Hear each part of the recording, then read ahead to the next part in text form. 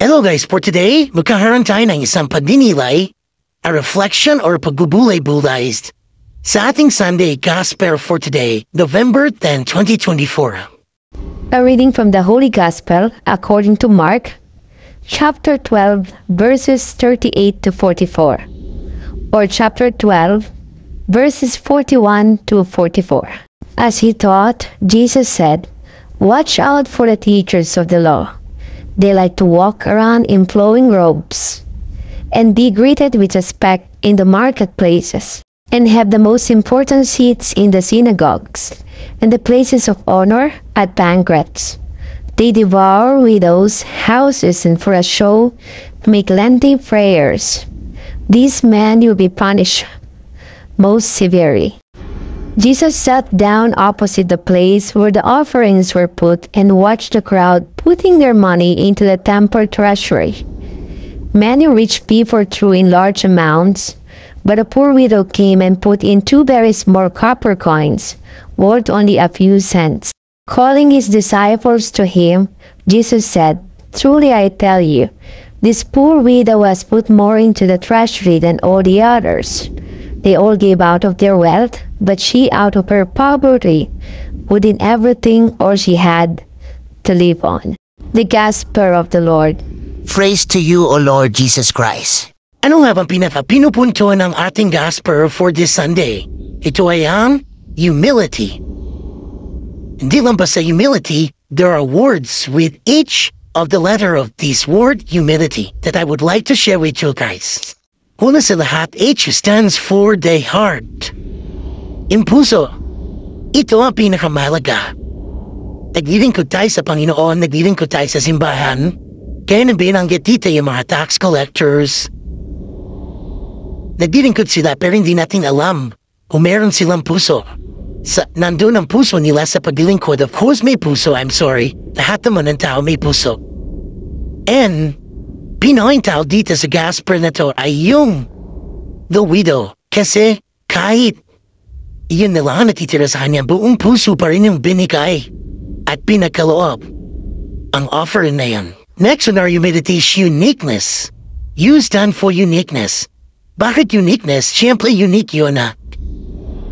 Iyon na lang kaya na ibigay At unique yung para sa kanya na kaya ko tayo ibigay. Hindi dahil gusto kong magpasikat dahil unique ako na. Lahat sila nagbibigay ng malaki ako points lang. Hindi, iyon talaga ang tinatubok ng kanyang puso. Yun ang gusto niyang gawin. At iyon naman kaya niyang ibigay sa ngayon. Yun ang hinahanap sa atin na Panginoon. Ibigay natin kung anong buhal sa ating puso. Hindi natin kailangan tingnan kung anong binibigay ng iba. Next off with our humility is M for meekness. Meekness stands for submissiveness. Meaning, Lord, ikaw na ang bahala. Surrender it to the Lord. Lord, maring, ito na lang yung maring pera talaga na pwedeng pangkain nung poor widow. Pero, Lord, ikaw na pong bahala.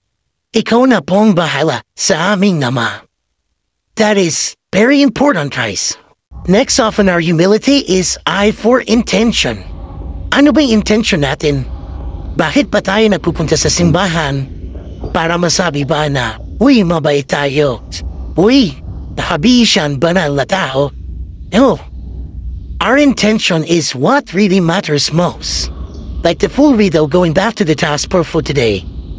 Ang intention niya is to give up anything. Makapagbigay lang kahit wala nang natira sa kanya. Tatihin naman kaya niya. She doesn't care kung pagtawanan siya na parang tumulog pa pag minsan maguhulog ka sa simbahan, nakakaya magulog ng bariya kasi tutunog, diba? Pero kung ilang talagang kaya mong ibigay, iyon ang pinaka-importante, your intention. Dahil is the most important thing of all. Okay guys, tuloy tayo. Sa L natin for humility is love. Of course, napahalaga na ang pagmamahal. At alam mo na hindi natin basta masusukat yan. Love is something that you cannot measure. At hindi rin yan nabibili ng pera. Hindi masasabing nagbigay ka na napakaraming donasyon, tumulong ka sa maraming tao, because you love that people, you love those indigent people dahil mahal mo ang tumulong. But you also cannot question the politicians na tumutulong. Mahal talaga nila ang pagtulong. Yung mayroong napapublicize. And we cannot just judge them. So ang pinaka-importante sa atin dito, ano man yung itulong natin o ibigay natin may pagkaloob natin, ito'y buong puso natin gagawin. There's love. Not only you give your heart, but to give your heart with love. Kasi minsan nagbibigay ka buong puso ang nagbibigay, but you have the intention. Your mind empowers your heart. So there should be love na talagang mahal mo at gusto mo ang ginagawa. Next off is for inspiration. So, going back to the gospel again, guys, yung for widow natin, ano ba yung inspirasyon niya? Bakit? Gawa niyang ibigay ang lahat kahit yun na lang natitira sa kanya. She is inspired with the power and the majesty of the Lord. Na ibibigay ko na lang to. Ito na lang. Kasi I believe in God na God will provide. So let's question ourselves, ano ba ang inspirasyon natin sa pagtulong, sa pagpunta sa simbahan, sa pagdodonate? Are we inspired because we want to show people na, oy, ang tumutulong yan?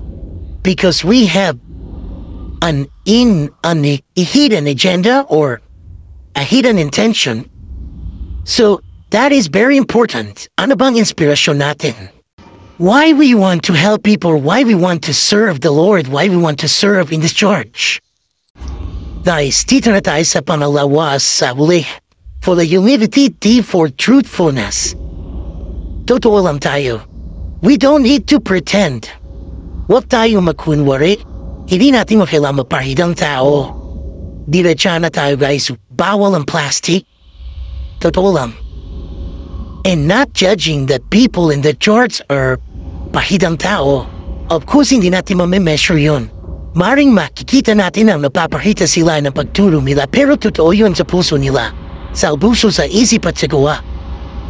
The question here is, ginagawa ba natin ang pagtulong, pag-aabuloy dahil tagos sa puso at yun ang totoo? Because sabi nga nila, the truth will set us free. Katulad ng ginawa ng widow sa gospel. Yun ang totoo eh, kahit ako mahiya, wala akong pera. Eto na lang, ibibuhay ko pa rin to, di ba? Baka totoo lang tayo. And last but not the least, guys, why for yoke? Bakit yoke? Of course, bawat isa sa atin may kanya-kanyang pinagdadaanan. May tayo, bawat isa sa atin, we have our own crosses na kinakarry natin. We have our own yoke. Napitbit natin sa ating mga balikat. We cannot just say that those people in the church sa maraming pera ay wala rin pinagdadaanan. Meron din. And going back to the widow in the gospel, the good thing with her is, ipinagpa sa Diyos niya ang anumang bitbitin niya. Though ikaw na ang bahala. Nag-donate siya na kung ano lang meron siya.